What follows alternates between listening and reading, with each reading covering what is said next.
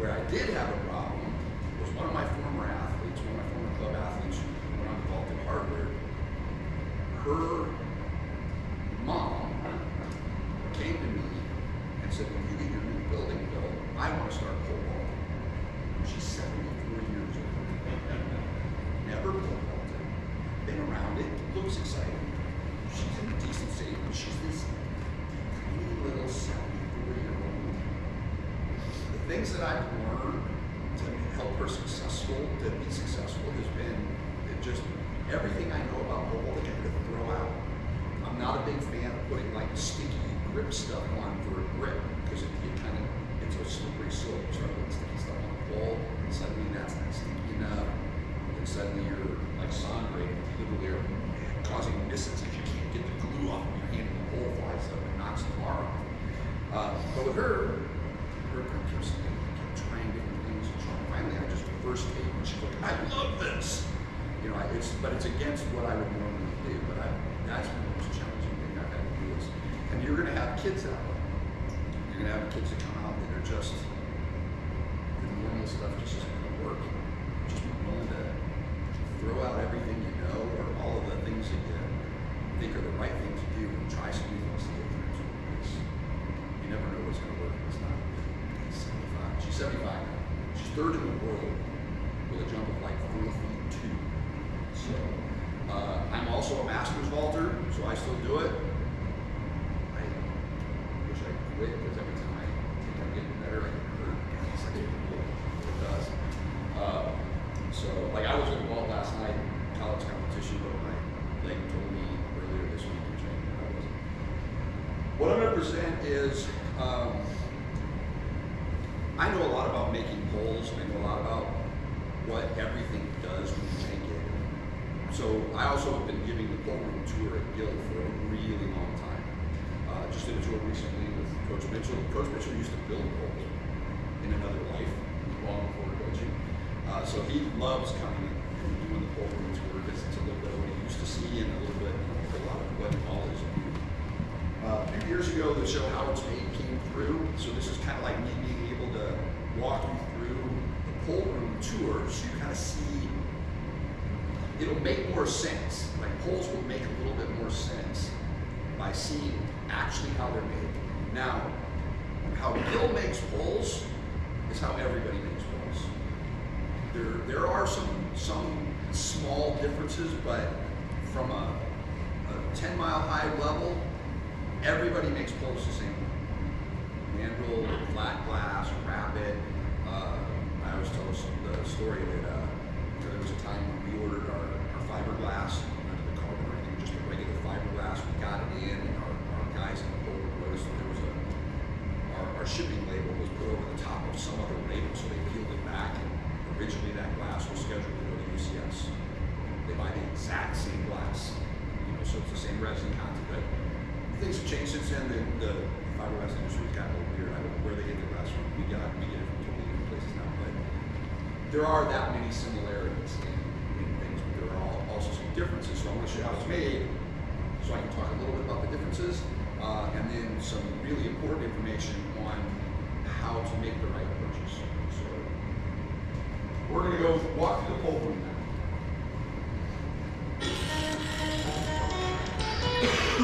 The vaulter in here is Chris Smith. He was today's poles are incredibly lightweight, Cincinnati, yet strong enough to absorb the vaulter's energy, and then throw it back to propel them over the bar.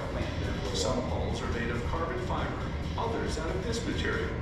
So I'm going to pause this a few times because they obviously edited a bunch of stuff out that I can just say real quick. So again, we have rolls of fiberglass. It has different fiber contents and then a resin content, like how much resin's in the glass, the fiber count.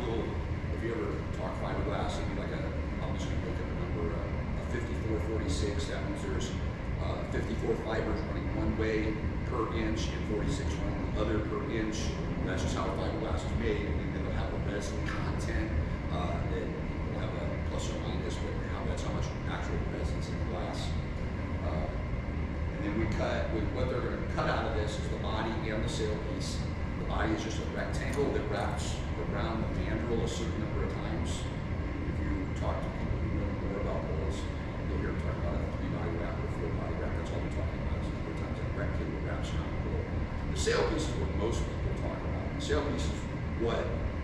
determines how the pole performs. And you kind of see a sail piece.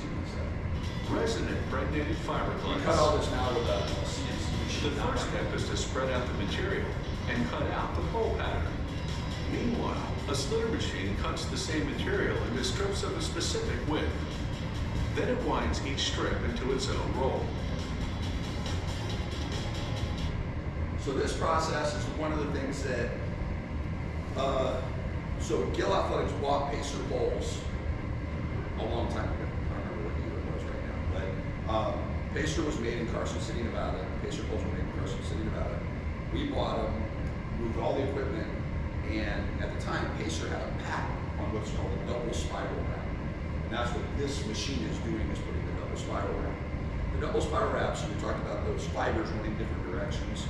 The double spiral wraps takes those fibers, instead of all of them running straight around the pole, perpendicular and horizontal to how you're using the pole, it turns them slightly and wraps them one way, and then they reverse and wrap back the other way.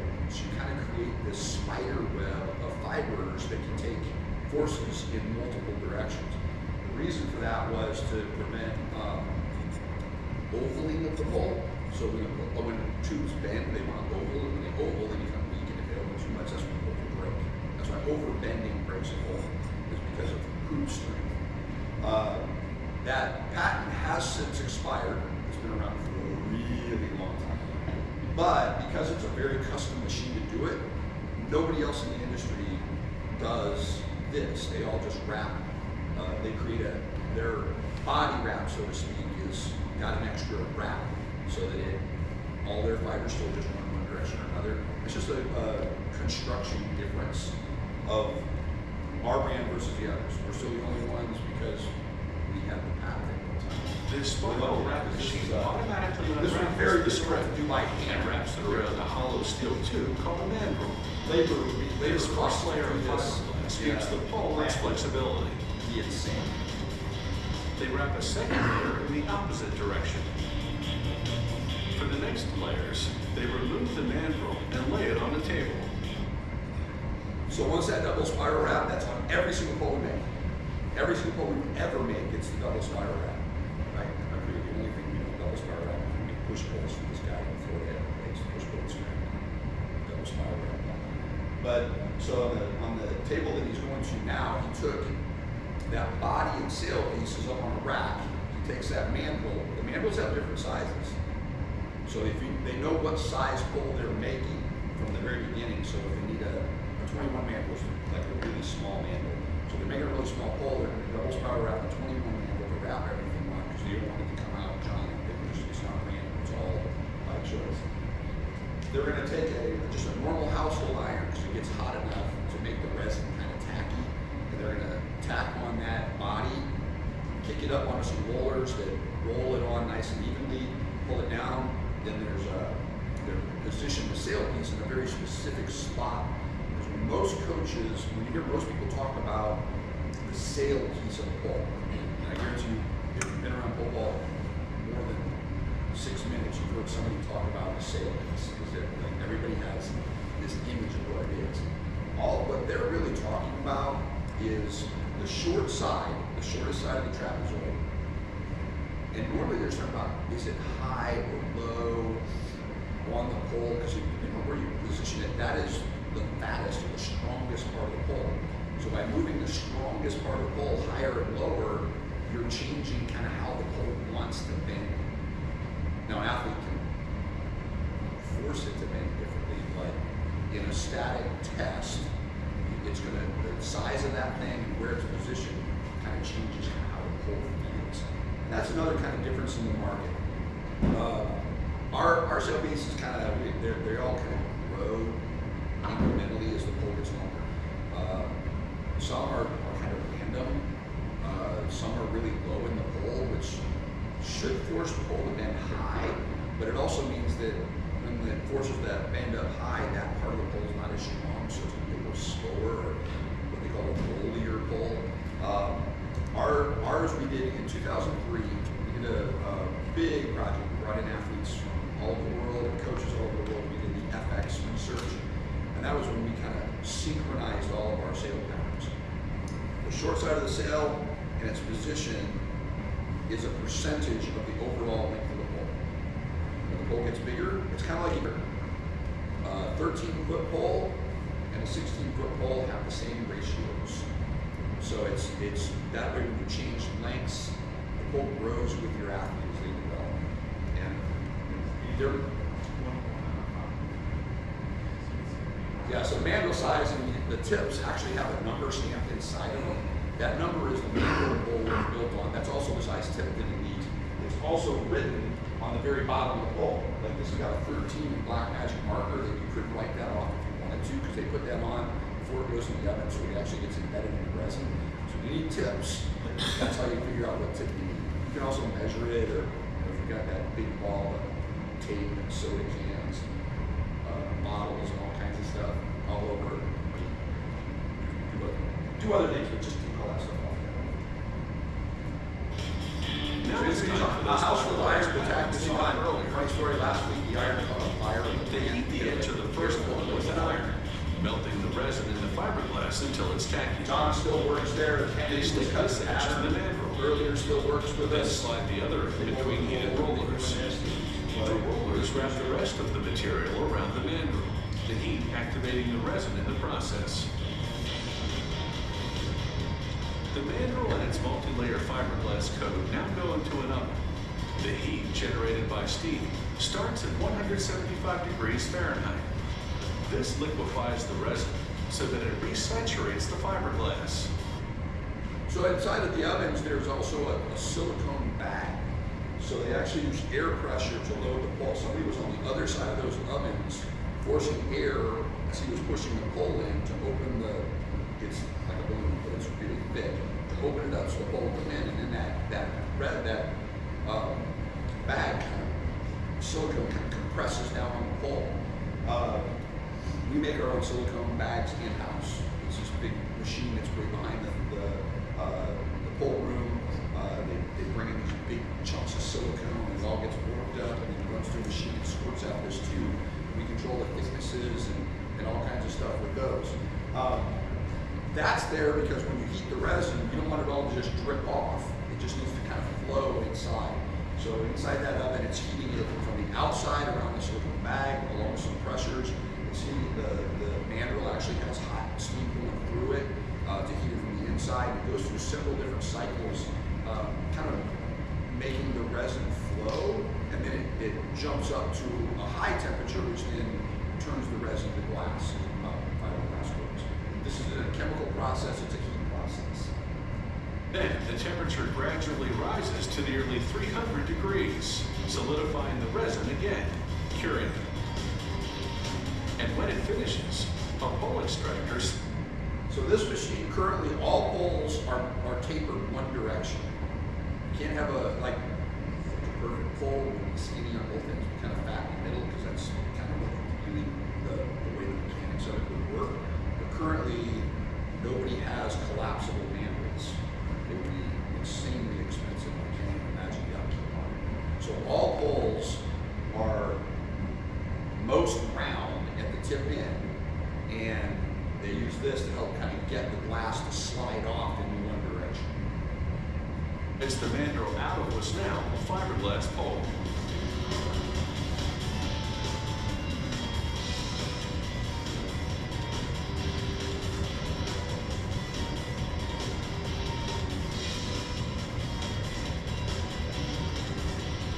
The pole moves onto a flat. Before it gets to this process, there's a whole bunch of little other things. You saw there's a little raw on the end that goes to a cut table, and they cut it to length that's made a little bit longer than it needs to be because you don't clean up the ends. This is kind of the fun process. This machine, on a lot of the tours, I go back and run it.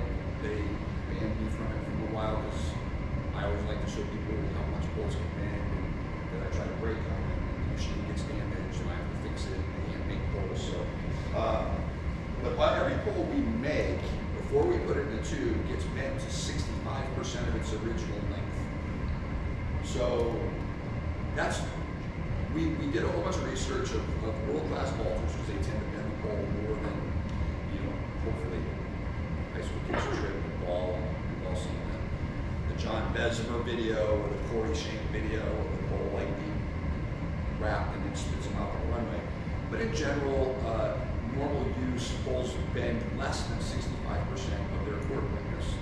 Do the math on whatever pole you want. So that's done to ensure that it's very seldom that a flaw happens that would be a structural flaw, but we know that this pole, it's now one solid unit, the glass is all done, can handle being normal use. That's not to say that once it's in the tube that a fork truck drives over it or your kid gets it and they play baseball with it with rocks or whatever, you can't cuss it, yeah, it's a big break. But brand new, untouched, untraveled, we're 100% confident that that pole is structurally sound. Change. In part, this is a stress test. If there's any type That's of a load cell. the pole will crack So or break. one of the things that I do is But the I flexor extract also the stress puts a rate specific curve degree of on the curve cell on the pole, to be able to which helps the cover our athlete pole's fall higher. environment. Yellow That's what's called a the soft normal side mark. in the back. This helps the pole vaulter locate the bend in order to know where to grip the pole. So when we do this, it's the bending machine also allows the pole to rotate. There's actually two soft sides in a pole. I say this because I guarantee you, if you haven't faced it yet, you will eventually. There's two soft sides in a pole. There's the mechanical soft side, so that's everything's put together. That's where the pole, you can't change the mechanical soft side of the pole. That's where it wants to bend, it's actually being bent. The physical soft side, or the sag, can move over time if you don't store your poles properly. Sometimes when they come out of the oven, if they're not lined up perfectly, they go back. It goes back to another process that's called pre-bending. So it gets rewarmed on a manual, and we actually change where the physical sag of the pole is, so that the physical sag is lined up with the mechanical sag, so your kids don't get what us older pole vaulters all know as a twister. You look at it, it wants to turn in your hand, and you're like, why is it doing that? In hot weather, there's a lot of guys who store stuff in shipping containers. I have a shipping container, Colin has a shipping container, Indiana State has shipping containers. Those things can get crazy hot in the summer. If you go into your shed and you throw all your poles on a rack and then your throwers come in and you're like, oh look, a perfect shelf for all of our shot puts. And let's just say the sags on those poles are not all in the same direction. That pressure and that heat, you come out, you pull that pole out, and your kid just kind of does the roll on his finger and finds the soft side. But suddenly, the label on the pole, for some reason, is pointing way over here because they've changed the physical sag, and now you're going to have a twister pole. I've got a friend of mine who runs a club down in Texas. I explained all this to him. He's like, so what you're saying is I could probably fix that. And I was like, well, yeah, I mean, it's heat and pressure. How are you going to do that? He's like, you have no idea how hot our turf field gets. He would take poles out in the morning in South Texas, put them on a hurdle, tied a rope to them, and lined everything back up, and just pulled it with a rope, and just let it sit there in the Texas sun, and then come back in the evening, untie it, and it'd be fixed. He was like, you gotta be kidding me. And he's like, nope, it works. So, but he also learned not to store his poles incorrectly. Storing them vertical is a great idea. Nobody can mess with it that way, and you're not putting any pressure on it, so it really doesn't matter how hot it gets. But vertical requires a lot more space than a lot of sheds have. So if you do have a storage shed, make sure you're storing them right so you can avoid creating those twister poles. Like the storage is on top of the poles. Is it mainly like the situation? Yeah, you have to actually have something physically altering it. I mean, maybe, I don't know, it depends on how dang hot it gets in there. So, Indiana, you call this Next, they apply a maximum weight label. So just a little bit about weight labels real quick. I want to say this to all of you. I'm sure you're going to run into an official that I get a call at least once or twice a year. Somebody's wanted to state me, and I stumbled across an old post of mine on social media where one of the officials had said he had rejected poles because they didn't have the warning label on them anymore. I'm like, well, there's no rule that says it has to have a warning label. on it. But this official thought, I'm like, does it have a weight label? Like, yeah. I'm like, well, that's the only thing. The High School Federation rules, the only thing they require me on the pole is a weight label. You can take every sticker, every piece of tape, every warning label, everything off of it, put a tip on it, and a weight label, and it is 100% legal, and I have an email Use from the name of an official that would disagree.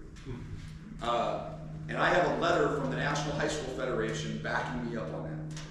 Now, they won't make a decision, but they made it very clear that their intention is that's the only thing that has to happen. With our polls, because we do serialize them, 2008-07-497, that poll was made in 2008, the first 4 digits of the year it was made. The rest of them is unique to that poll and that poll.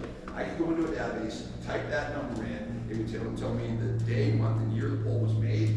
It would tell me what model, that it's a Pacer, because it's a 7, which tells me it's a Pacer in the model number, and it would tell me it's a 15185, and it would tell me the flex number of 152. That said, to an official, this is also not in the rules that you're supposed to do this, but it kind of fits. You're supposed to verify it. You're supposed to make sure it has a weight label, and it's the appropriate weight label could be assumed. That serial number is also on the tag that's under the glass. I know none of you would do this, but it's not uncommon for coaches just to switch labels around and willy-nilly put them on poles just to make them work for the kid who can't get on a pole at their weight or above. But it is possible with our poles in particular to verify that weight label belongs on that pole by checking that 9-digit serial number. Spook has called me with serial numbers before and asked me very specifically, is this the right label? Because he's one of the most intense officials in the nation. You all have heard me say his name a bunch of times. His name's Ed Hallig. His nickname's Spook. It's been that since he was in middle school 100 years ago, practically now. But he will check. Not only will he check the serial number, he measures the length of the pole. So if you have cut too much off of the pole, and it says it's a 15-foot pole, but it's only 14.3 long, he rejects it because it's not a 15-foot pole. So feel lucky if you haven't run into that, because there are a bunch of states out there like that. So. Is this for the high school meets? Like, What's it? does he do this for the high school meets? Yes. I mean, Because that's why we know that in college, so I Sucks. can imagine it's Yes. different. Yes. He's pretty intense about his officiating. We've had some very adamant discussions about crossbars recently at the NCAA. So. On another question, what determines like the flex of the pole? Is it more so? I will get to that. That's probably what I'm going to spend a little bit more time on, because that's a big problem area with the market is understanding. Indicating how heavy the vaulter can be. To finish the surface now, they mount the pole. Billy's got a much longer and beard now now. polishing that over. Then, using a solvent, they clean off the debris. They say a solvent, but I'll just caution you from personal experience, that's an acetone. Acetone does not react chemically with fiberglass. So if you've got a bunch of old poles and they look like crap and they got all that gooey tape goo all over them, or you want to peel some stuff off of it, don't use any abrasive or petroleum-based products to clean your poles. When I was in high school, I got this really cool pole, I took all the stickers off of it, and it had all that goo all over it. So I went and got some gasoline and wiped it all down. Most beautiful pole I've ever seen in my life. Next practice it broke. Well, I don't know why then. I was a stupid high school kid, but I know why now, because I cleaned it with gasoline. I probably removed 15 pounds worth of stiffness and resin. And so no abrasives, no petroleum-based stuff. Get a little acetone from your local hardware store. If it's just a little sticker, cautiously, you can use a knife and just kind of scrape it, just lightly, and it'll take it off, and it won't really, get it. You can do a nice angle. Don't gouge at it. And any damage that's above the grip area is nothing to worry about, but anything down lower, especially below the bottom hand, be cautious of.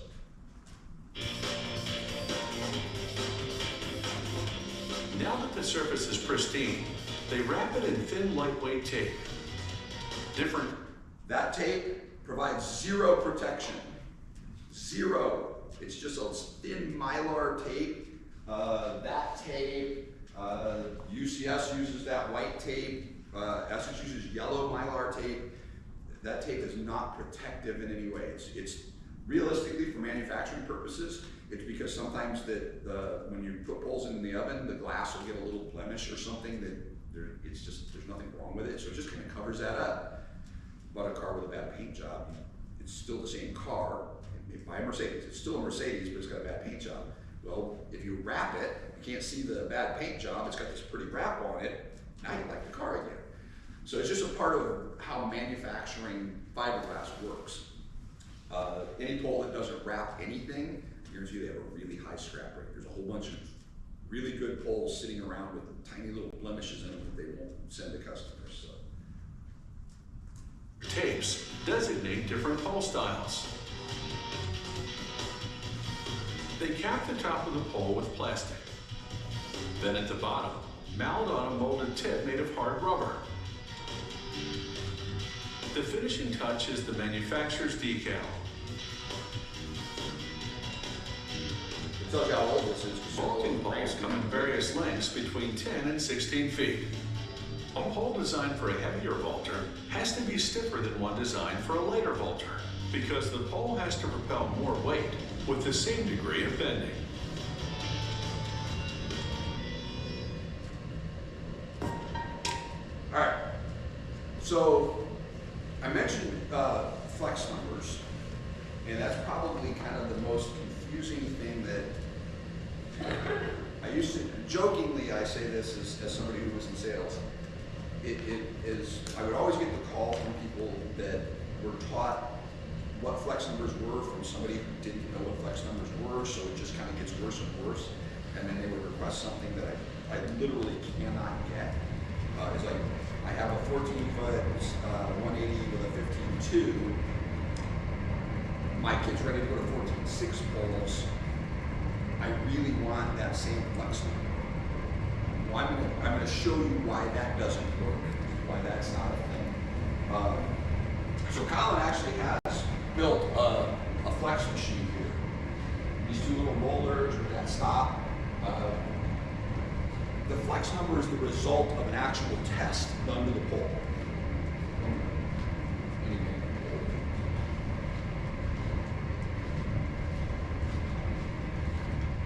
And that test changes every time the length of the pole changes. So in our factory, the pole goes on, it's always the same distance from the tip, regardless of what length of the pole it is. That's our first fulcrum point. The upper fulcrum point changes on the length of the pole. So like this one would go a little higher so that more of the pole is being tested. And then in the dead center, we hang a weight, about 50 pounds. The weight that we use at Gill is the same weight that came from Carson City, Nevada, so it's been the same weight for a long time. And so we start with a 0 point. When we hang the weight, it's going to bend the pole down a certain amount. We measure how much it bent the pole in centimeters to the nearest millimeter. So a 15.2 flex is 15.2 centimeters. It means the pole bent 15.2 centimeters with that weight hanging on, or 152 millimeters. Think of it that way. That's why the higher the number, the softer the pole, because the weight bent it more. The lower the number, the stiffer the pole. When we change lengths, because we change the test, the numbers all change. There's a correlation, there's some ways to mathematically do it, and some general ways of thinking about it, but that's all the flex system is. It's not a magic number that we apply after and then the flex number, we have a chart.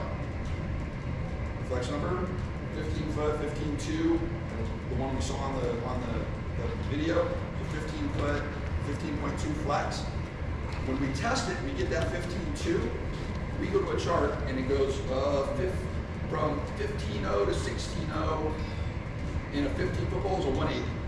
That's how we come up with the weight rating. So the flex number determines the weight rating, not the other way around.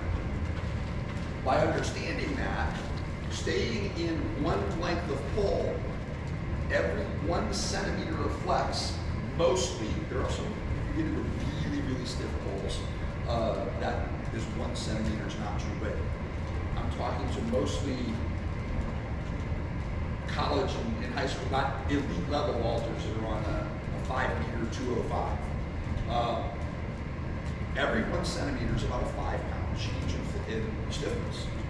So if you've got a 15-foot pulse, you can always talk to Colin. He knows plenty. We were texting earlier last week, a little bit. Every 1 centimeter. So when you go to order a bowl, it doesn't hurt to tell your salesperson, hey, I need the next stiffer bowl. I have a 15-foot, 15-2, 180. I need the next stiffer pole. At Gill, we can look in our system, and it'll tell us the flex number of every 15-foot pole that's in stock. We're not going to custom build it for you. You're not Mondo, you're not Sondre, you're not a 19.8 vaulter or a 20-foot vaulter. We're not going to custom build poles for you. But it doesn't hurt knowing that information for that person to go, well, you have a 15.2, you probably want a 14.2. They might not know that. Our customer service people are not pole vaulters. I spend substantially more money than Mondo on poles. Yeah. And they won't custom build them for me. But Colin, if you order from Colin, he is a distributor for us. And he would be the one to call his customer service rep and go, hey, what do you have in stock that's close to a 14.2? And they'll say, well, this is what I have in stock, and you make the appropriate choice, less than 1 centimeter. If you go over 1 centimeter, it's going to be a little bit bigger jump than a 5 pound. 1 millimeter over is not a big deal. I mean, we're talking about a millimeter on that test. That's very small. Probably 80% of my series is 0.8, and then 20% is 0.9 to 1.1. Yeah. So, but where a lot of high school coaches who don't understand how simple this is, like, that's pretty simple, right? It gets so overcomplicated when people who don't think they understand it try to tell about it. You'll make the right choice, but if you go in and you go, hey, I got a 15-180, I need a 185, you buy the 185, you happen to have, there's a range, so that 180 might be really kind of on the soft side of that 180 range, and then you get the 185, but it's on the stiff side. Well, now instead of a 5 pound jump, you're closer to 8 or 9, and then you're wondering why your kid's getting his butt kicked. He can't make that transition. He was ready for the next stiffer pole, but he wasn't ready for an 8 pound stiffer pole, he was ready for a 5 pound stiffer pole. But then he finally makes it work, and now you have a stiff 185, and you go, okay, we need the 190. You order the 190, and it comes in as a soft 190, so it's only about a 2 pound change. So that's where it kind of, the knowing how this works really benefits you when purchasing poles, so you don't end up with a willy-nilly set. Toby Stevens, and so I said some of the really stiff poles. That 1 centimeter for 5 pounds shrinks down to 0.8, 7, 6. You know, it really. Toby Stevenson, the year he jumped 6 meters and medaled at the Olympic Games, early in his training, he called me up and he's like, hey, I'm having a great year. I need to build some stiffer poles. And I asked him, I said, so what? I used to be in charge of our promo budget, so I had Toby and Derek, and you know, I was their pole guy. And he tells me his series of poles. I'm Toby, why are you still at 0.5 up here? You know, on these really stiff poles, it's like, I can see you're trying to go about 2.5 pounds of stiffness every change, but up here you're staying with 0.5, and that's a lot more. He's like, what? He had no idea. And he was like, well, that explains why I always struggle when I get up there. He would always, it should have just been an easy 2.5 pound change, but it was actually more like 3.5, 4, because nobody had ever told him that when you get up into the 205, 210, 215s, 0.6 is 2.5 pounds. But he was going 0.5, so he was going almost up 5 pounds on the poles that would win him a medal. So we kind of filled in a few blanks, and he had the best year he's ever had. Jumped 6 meters the first time and all that. What am I at? 10:30, I got plenty of time. I was hoping for questions because I know equipment is, and I'm versed in standards, I'm versed in pits, Pole, like I said, I've been with the company for 24 years. I have my name on 5 different patents. Only one of them is pole vault related. 2 of them are hurdles. One's a basketball goal. I don't know. Go figure. I just came up with stupid ideas because I'm detached from it. Yes, sir. On the flex and I guess when you talk about 1 centimeter equaling 5 punches, is that based on the grip, like where they are on the grip? If they change their grip up or down, is that what? So when you bring the athlete into the equation, everything gets more difficult. A 15-foot pole to a 15-foot pole without changing grip, we're only talking about the stiffness of the pole. So that 5-pound jump, or 1 centimeter equals about 5 pounds, is same grip. If you move your grip up, you're softening the pole, so to speak, but you're changing the demand of the ball. You're changing the timing, gripping higher is more difficult. But by gripping higher, you've made the pole softer. Okay, one of the things that used to be really, really popular that's not as popular now, thank goodness, is cutting poles down to make them work. It was especially popular with spirit poles, or something about the way they were built. Like every world-class vaulter would always chop the bottom like 6 inches off, because it was something to do with how their sail piece was made. Essentially, they would say by cutting the pole down, you're making it softer. I look at it the opposite way. By cutting the pole down, you're falsely raising your grip line. So you're gripping higher above the sail piece. By cutting it down, you didn't suddenly go from gripping 15 to 15.6. You went from gripping 15 feet, let's say 5 feet above the sail piece, to gripping 5 feet 6 inches above the sail piece. And again, the sail piece is the strongest part of the pole, so you're gripping more into the weaker part of the pole, so you've made it softer. I would just buy the right poles to begin with. Don't break out the hacksaw, because what happens when your next kid comes out and they can grip a little bit higher, but now that pole's been shortened, you can't ever make it longer. I do know somebody that made a pole longer one time. They added a 6-inch piece to the top of the pole and then put grip tape on it. And they took it to the state meet and nobody caught it. California, it was insane. Yeah, it was an interesting story. His girl needed to raise grip. It was right before state meet, couldn't get the pole, so he found another pole same diameter and put a little sleeve and put it on there, taped over it, because you don't take the grip tape off the inspection, do you? Yes, sir. I imagine most high schools like us have a mixed bag of poles. How consistent is the flex from Pacer to UCS Spirit to Essex to whatever? Essex, I'm gonna say this, but again, I've been in the market for a really long time. Bruce Caldwell, who started Essex, is an acquaintance of mine, maybe a friend. You know, we have a year or two together at different events. Bruce gave me, when he had his falling out with UST Mamiya, who was building the Essex poles for him, he was a little bitter about all that. There was some, you know, it's meaningless to you guys, but he sent me their flex chart. Essex and Gill use the exact same spans, the exact same weight. The weight rating is applied in the exact same way as, so that 15-foot 15.2 180, if you had a 15-foot 15.2 from Essex, it would be a 180. The difference with Essex though is, so in the construction of poles, you can manipulate performance a little bit. I use load cells a lot. Every pole in the industry has a stress strain curve. So again, using, let's just say I had a 15-foot 15.2 from Essex, Pacer, UCS, Altius. I went over and got one from Nordic. Like every pole, if I get that 15-180 and I put it and I have a load cell track the forces it's capable of generating while it's bending, they're all pretty similar until Essex came along.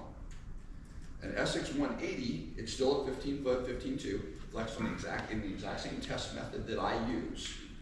But because of the way they construct the pole, it generates on average less force than everybody else in the industry.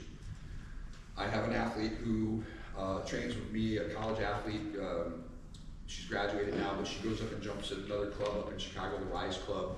And she taught them something about how to transition from pacer to Essex, because she was jumping on a pacer pole, she was blowing her away. One of the coaches told her this is the pole she had to use. She was like, no, that's gonna be too soft. He's like, no, you were on 130, this is the 135. She's like, I'm her coach, so she knows a little more than she should. She's like, no, and he's like, no, you are not going to jump up 10 pounds in stiffness. You're gonna jump up 5 like I told you to. Of course, she went out the back of the pit. He was like, oh, you need to run the pole. She's like, yeah, I know that. So when you have a mixed bag, you can make your own flex machine. And you can just check them all. You don't have to use a 50-pound weight. You can use a 45-pound or a 60. And by checking that, you'll know how all of your poles work in sequence. But when you do mixed brands, there is that one. The UCS poles become very similar to Most of our. it's funny because UCS and Pacer, UCS and Pacer are very intertwined, because the guys who made UCS poles in Carson City, when Gil bought Pacer, about a year after that, they reopened making UCS poles, the exact same people. So there is a very intertwined lineage. There's some differences now. We've changed some things, they've changed some things, but there's still a lot of similarities in how their poles perform. UCS does not. They resisted the urge to make 13.6, 14.6, the 6-inch increments. Traditionally, us old guys, we all know 15, 16, 16.5, or in the 15.9s, but you had 13, 14, 15. You didn't have the 6-inch increments. So when they did the 6-inch increments, they didn't create a new test. They flexed their 14.6 as 15 foot poles. So on 14, 15, 16, 490s, but you can compare flex numbers for UCS to Pacer, but on 13.7, 14.7, you can't. Their numbers are completely different. Their weight ratings are very in line with things. So I think the one thing that I can tell you guys that'll help you without knowing about the flex numbers, when you change lengths of pole, what's the biggest pole you got? Okay, 13.130. So if she needed to go from a 13.130 to a 13.6 pole, like she's gripping the top, we're ready to bump grip a little bit, from a 13.130, I would order her, regardless of flex, if I didn't want to get into the flex number craziness, from a 13.130, we would go to a 13.6, 125, because that lower grip height has an effect on stiffness. The grip height that effect on stiffness is based on how far you're gripping from the top of the pole. If I moved you from a 13.130 to a 13.6, 125, I'm not raising the grip 6 inches.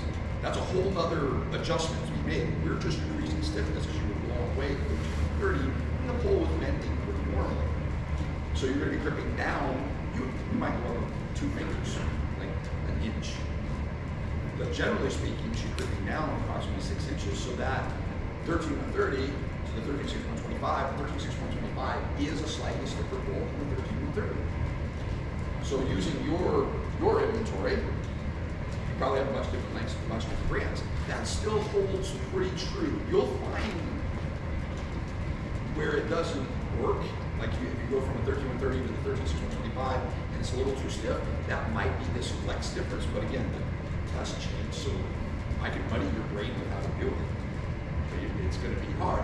Just a general thumb, you go up 6 inches in pole, go back 5 pounds in weight rating, you have the next stiffer pole. If you go up 6 inches in pole, and you go back 10 pounds, you have about the same pole. So that's kind of, again, what I'm really focused on with a group like this is how do I help you spend your money wisely to get the biggest bang for your buck. Stay at about 1 centimeter spacing. There's no need, to do like what college and I do. My college spacing was always 0.6 on all my poles for my kids. I work at Gil. I get a little bit of a discount. So my club poles are all about is 1.0 or less. Because those kids don't need tiny little spacing, but my bigger poles have better spacing. So you just build that series, and you might have to be patient, because again, most manufacturers aren't going to custom build your pole, not Mondo.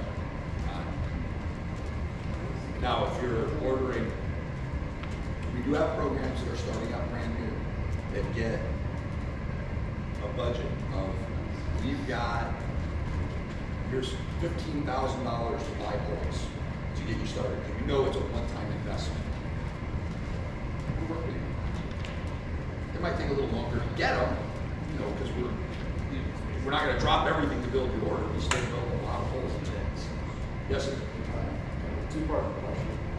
We're going to push a small school, pretty small, and we say poles full. I think we've had it for a long time. We've seen spike marks and stuff. How do you identify which pole is better than two? I go through and I find some different poles. What's it with set? Handful girls, girls. So there's two parts to this answer. One, like I always have stories because I've just been doing this for a long time. So I got a call a few years ago from a coach in California, an official who was an engineer that rejected a pole because he deemed it not structurally sound to be used at their state series. So the gentleman out there is a friend of mine. He's a good coach. He coaches several different clubs and coaches several different. And I said, I don't understand what you mean. Like, you're using this pole, right? He said, yeah. I said, what rule told him he could reject your pole because he deemed it not structurally sound? Guild doesn't authorize anybody to evaluate the structural integrity of poles once they've shipped. And I said, to my knowledge, there isn't a way that you do. The best way for you is so at Guild, we have a recertification process that you can ship the poles in. We'll rebend them, we'll cut them if they're all damaged, we'll relabel them based on their actual length. We only do our poles, you can send the UCS or Catapults, or it's only our brands. But we put them in our bending machine, that 65% machine. If they break, we don't. If they break, you shouldn't have used them. Like, that's your. I found all these poles in my shed. I'm trying to get a program started. How do I know if I should use these or not? There you know. But then if they come back, they've been re-engraved. They've got the new sticker. Now there's a fee for that, and of course the shipping is insane right now on poles. There are people who have seen our machine, built their own. Colin has one. Who will, again, for your sanity, you can bring them over to him. I don't know how much he charges, if he charges. I can tell you when you walk away, I'm not telling you they're good. He's just saying that you've now seen it, without using an athlete to bend it, Yeah. you've seen it bent to 65% of its length, Yeah. and it didn't blow up. Yeah. The forces that an athlete generates are a little different, but the fibers are at least, good enough that you can probably put it to use with it and then kind of build your trust in it over time. And I won't re-engrave it, I'm not recertifying it. Yeah. But I guess, so your point is, we're not gonna show up with a pole that has a spike on it, a spike mark, and then have an official say, sorry, you missed it. You shouldn't. There's nothing in the rule book that says that's what the officials, I know you're not trucking, going that far. To me, some of these officials that do that are really putting themselves at risk, because if that official had rejected that pole and it was his judgment call on the structural integrity of the pole, and then one goes into that meet and breaks and a kid gets hurt, how come he didn't catch that? Don't overstep your bounds. Don't make this stuff more complicated than it needs to be. So, but there are some ways to help you out. Colin, there are a bunch of clubs that have built their own machines. I will tell you this though, I don't care who else flexes your pole, it does not mean their flex is better than the factory. I get this all the time, it's like, I took my poles up to so-and-so and they flexed them and they said there's something wrong with this. And back in the day, 10, 15 years ago, there might be, because it was just literally like this bar that would slide down and they would read a number and they'd have to remember it and engrave it on the pole. Right now, the way our flex machine works, they put the pole in, they drop it, a laser shoots the flex and documents it into a database, and then prints it on the lid. So there's no like human error. Nobody's perfect. Could a mistake happen? Absolutely. I'm not saying we have a flawless system, but we took the human part out of it. It's, you know, they put it in. And then if they don't put the right length in, what's going to be out? It's going to show up as out of range. So you know they're trying to flex a 15-180. If they accidentally set the fulcrums to a 14-6 pole, it's not going to bend as much, and it's going to say it's like a 14-6 200, and they're going to go, well, that's not what we built. What's wrong? You know, so they'll have to correct that to get the system to accept that the test was valid. So don't. If you come in here, Colin can help either of you out with your collection to know which poles are which in the order and kind of where the flexes fall and which one's stiffer than the other one. And you know, if it's cut down 3 inches, that's going to affect like that stiffness because it affects where the athletes can grip it. He can line you. A lot of clubs do this. They get their poles in and they don't do flex numbers. I do flex numbers. This is my kids. This is numerical. From 15 to 14 to 13 to 12, you're going up in stiffness. A lot of clubs just do 1, 2, 3, 4, 5, 6. You can bring your poles in, and by length, you could just label 1, 2, 3, 4. You know, 1 is the softest, and it's a lot simpler. I mean, you're a culprit? Who's a culprit? No, stepdad. Westville. Oh, okay, Westville. I mean, Culver, it's a military academy. You got to use the 1, 2, 3, 4, 5, 6. You might have to like put a giant. Look, I'm a Gulf War vet, Marine Corps, so I'm gonna pick on. We can pick on each other. Right? Yes. From manufacturing, what's the difference between the 13150 and the 13155? Is it the different manual, or are you using just a little bit more material on the? 2 things change as poles get stiffer. 1, more material goes around the glass. So the angles, the upward angles change slightly. The short side of the sail piece does not in our poles because